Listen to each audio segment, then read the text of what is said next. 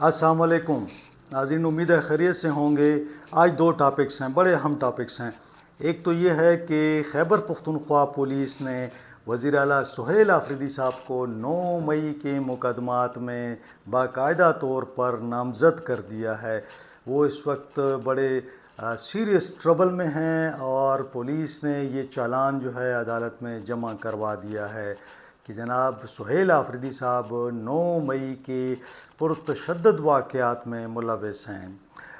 ساتھ ساتھ دوسری جو خبر ہے وہ بھی پولیس کے حوالے سے ہے کہ جب پولیس اپنے وزیر اعلیٰ کو نہیں چھوڑ رہی تو وہ عام لوگوں کی کیا حالت ہوگی۔ پشاور میں پشاور پولیس پر الزام لگ رہا ہے کہ وہ ماورائے عدالت ہلاکتوں میں ملوث ہے۔ پھر ایک جانب ماورائے عدالت قتل بھی ہو رہے ہیں تو دوسری جانب پشاور میں رہزنی کی وارداتیں بڑھ رہی ہیں۔ گزشتہ روز ایک نوجوان کو قتل کر دیا گیا اور رہزنی کی یہ واردات پشاور کے وسط میں ہوئی۔ اگر ایک جانب پولیس یہ دعویٰ کرتی ہے کہ وہ جرائم پیشہ افراد کو ختم کر رہی ہے تو دوسری جانب پھر رہزنی کیوں بڑھ رہی ہے؟ اس کے پیچھے کیا کہانی ہے؟ یہ بڑی دلچسپ کہانی ہوگی جو میں آپ کو آخر میں سناؤں گا کہ کیا وجہ ہے کہ یہ واقعات بڑھ رہے ہیں جبکہ پولیس کے دعوے اپنی جگہ قائم ہیں۔ اس سے پہلے کہ ہم ڈیٹیل میں جائیں، آپ سے وہی ریکویسٹ کہ چینل کو لائک کریں، سبسکرائب کریں، دوستوں کے ساتھ شیئر کریں اور یہ جو گھنٹی ہے اس کو پریس کریں تاکہ آپ کو نیا ولاگ مل سکے۔ تو آج کی بڑی خبر ہے، دلچسپ خبر ہے کہ خیبر پختونخوا پولیس جو وزیر اعلیٰ سہیل آفریدی کے ماتحت ایک ادارہ ہے، اس نے اپنے وزیر اعلیٰ کے خلاف ایک چالان جمع کروا دیا ہے اور اس چالان میں کہا گیا ہے کہ جناب وزیر اعلیٰ سہیل آفریدی صاحب 9 مئی کو یعنی 9 مئی کو جو پشاور میں تشدد ہوا جس میں ریڈیو پاکستان کی بلڈنگ کو جلا دیا گیا، لوگوں نے بلڈنگ کو تہس نہس کر دیا اور اس کو آگ لگا دی، اس واقعے میں سہیل آفریدی صاحب شامل تھے۔ اس کے ساتھ ساتھ چالان میں یہ بھی بتایا گیا ہے کہ جناب سابق وزیر تیمور سلیم جگڑا بھی اس میں ملوث تھے۔ سابق صوبائی وزیر کامران بنگش کے بارے میں بھی لکھا گیا ہے کہ وہ بھی اس میں ملوث تھے۔ پشاور ڈسٹرکٹ کے صدر عرفان سلیم اور عامر چمکنی، ان دونوں کا نام بھی اس میں ڈالا گیا ہے۔ تو اب یہ جو چالان جمع ہوا ہے اس کے پیچھے کیا ہے؟ اس کے پیچھے پنجاب فرانزک لیب کی رپورٹ ہے اور ساتھ ساتھ جو ہے انہوں نے نادرا کی رپورٹ ساتھ لگائی ہے۔ پولیس کا کہنا ہے کہ جو مواد ہم نے بھجوایا تھا پنجاب فرانزک لیب کو اور نادرا کو، اس سے کنفرم ہوا ہے کہ جناب سہیل آفریدی اس 9 مئی کے کیس میں ملوث ہیں۔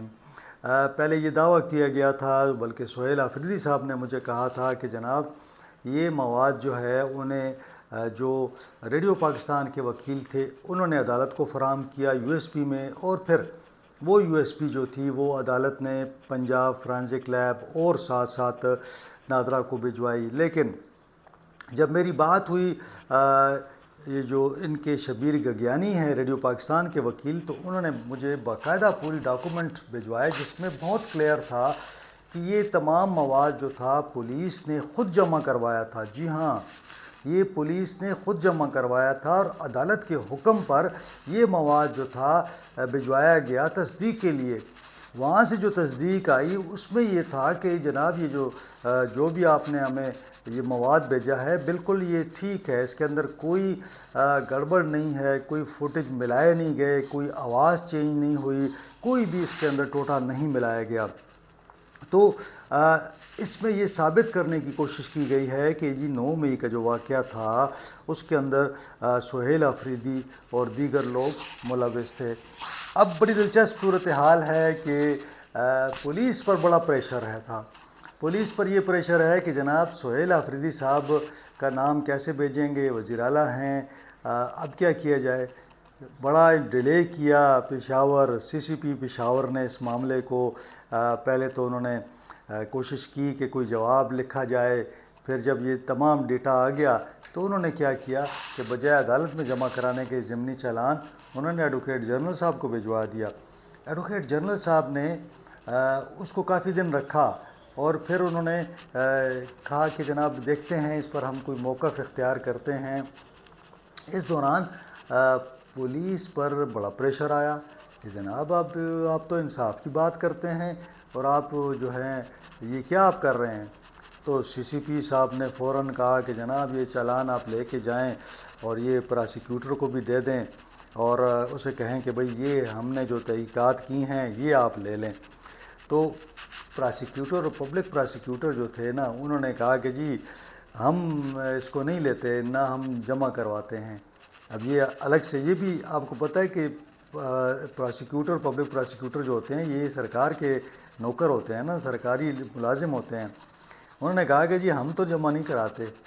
تو پھر جب پولیس پر بہت پریشر آیا تو پولیس نے جا کے ڈائریکٹ عدالت میں ہی چالان جمع کروا دیا اور ساتھ ساتھ ایک درخواست جو تھی جو ریڈیو پاکستان کے وکیل ہیں شبیر حسین گگیانی انہوں نے عدالت میں درخواست دائر کی کہ جناب چالان جو جمع کروانے کے لیے prosecutor deputy prosecutor public prosecutor کو دیا گیا تھا انہوں نے انکار کر دیا ہے کہ جناب وہ یہ جمع نہیں کرواتے, وہ اس کارروائی میں شامل نہیں ہوں گے. تو اس پر عدالت نے پھر ان کو نوٹس جاری کر دیا کہ بھئی آپ کے خلاف کیوں نہ کارروائی کی جائے. تو وہ کارروائی کے حوالے سے جو درخواست تھی اس پر اب انہوں نے ان کو نوٹس جاری کیا ہے. تو یہ معاملہ ہے جناب. پولیس جو ہے وہ ظاہر ہے کہ اب اپنا انہوں نے کام شروع کر دیا ہے. تو دیکھتے ہیں یہ کیا صورتحال بنتی ہے. اب ہوگا کیا کہ اس میں پہلے تو پولیس تفتیش کرے گی وزیر اعلیٰ سے. تو دیکھتے ہیں کہ کیا انصاف کے تقاضے پورے ہوں گے, وہ سہیل آفریدی کو طلب کریں گے یا ان کے سی ایم ہاؤس جا کے وہاں پہ بے انتظار کریں گے, پھر وہ ملیں گے, پھر وہ ان سے ایک کاغذ پہ لکھ کے لے آئیں گے. کیا یہ ڈرامہ بازی ہوگی یا نہیں؟ سہیل آفریدی سے باقاعدہ تفتیش ہوگی اور یہ تمام چیزیں ان کے سامنے رکھی جائیں گی. یہ اب آنے والے دنوں میں دیکھتے ہیں کہ پولیس کیا کرتی ہے. اب دوسرا معاملہ یہ ہے کہ پشاور میں رہزنی کی وارداتیں زیادہ ہو رہی ہیں. گزشتہ روز ایسا ہوا ہے کہ رشید گڑھی میں ایک موبائل چھیننے کی کوشش کی گئی. اس میں 12ویں جماعت کا طالب علم جو تھا وہ اس کے اندر ہلاک ہو گیا. یہ محلہ گلزار کالونی ہے, رشید گڑھی ہے, آغا میر جانی پولیس اسٹیشن کا علاقہ ہے. یہ جو رپورٹ درج کرائی گئی ہے میں اسی کے حوالے سے بات کرتا ہوں. رحیم اللہ ولد یوسف خان یہ ایک بچہ ہے جس نے اور یہ دوست ہے اس نوجوان کا جو کہ اس کے اندر ہلاک ہوا ہے. رحیم نے جو رپورٹ درج کرائی ہے اس کے مطابق ہاشم اللہ 18 سال عمر ہے, ولد تاج محمد, وقاص ولد امیر محمد. یہ 3 دوست تھے, رحیم اللہ, ہاشم اللہ اور وقاص. تو یہ تینوں جو ہیں یہ رات کو کھانا کھانے رشید گڑھی بازار جا رہے تھے. اس دوران جب وہ روانہ ہوئے تو راستے میں موٹر سائیکل رکا اور 2 نوجوان اترے. انہوں نے ان سے موبائل اور پرس وغیرہ چھینے. اس دوران جب انہوں نے ہاشم سے لینے کی کوشش کی تو ہاشم نے مزاحمت کی. اب دیکھیں نا 12ویں جماعت کا طالب علم ہوگا تو اس کی عمر زیادہ سے زیادہ 17 سال ہوگی, 18 سال ہوگی. اب وہ اس نے کیا کیا کہ اس نے جب ہاتھا پائی شروع ہوئی تو وہ جو ملزم تھا اس نے فائرنگ کر دی. اس فائرنگ سے ہاشم اللہ جو ہے وہ موقع پہ ہلاک ہو گیا. اب ہاشم کے بارے میں بتایا جاتا ہے کہ اس کی منگنی اس کے کزن سے ہوئی تھی اور پسند کی یہ منگنی تھی. اور ایک اس کا بھائی بتایا جاتا ہے کہ دبئی میں ہے, دوسرا انگلینڈ میں رہتا ہے. اور جلد ہی شادی کا بھی ان کا پروگرام تھا کہ جناب تھوڑا سا یہ پڑھ لے تو اس کی شادی کی جائے. اب جب اس کی لاش گھر پہنچی تو کوہرام مچ گیا. یہ نوجوان لڑکا تھا بڑا خوبصورت. تو آپ یہ دیکھیں کیا صورتحال ہے پشاور میں. وہ یہ روزانہ کی معاملات ہیں, روزانہ اس قسم کے واقعات ہوتے ہیں. اب ایک سوال جو بڑا اہم ہے کہ لوگ الزام یہ لگاتے ہیں کہ پشاور پولیس جو ہے وہ ماوراء عدالت قتل کر رہی ہے. پچھلے دنوں کوئی 6 کے قریب لوگوں کو راہزنوں کو مارا گیا۔ اس طرح بہت سارے جو ایسے لوگ ہیں جن کو یہ بتایا گیا کہ پولیس مقابلہ ہے اس میں مارا گیا۔ آلدو کہ ایک عوامی سینٹیمنٹ تو یہی ہے کہ جی مار دیں بس، ٹھیک ہے، اچھی بات ہے، جان یہ جو ایسا گند ہے اسے جان چھڑائیں، لیکن یہ سیریس الزامات لگ رہے ہیں، اور یہ الزامات پنجاب کی طرح خیبر پختونخوا پشاور پہ شروع ہو گئے ہیں۔ اب بات یہ ہے کہ اگر آپ تو مار رہے ہیں لوگوں کو، ٹھیک ہے، تو پھر یہ جرائم کیوں کم نہیں ہو رہے؟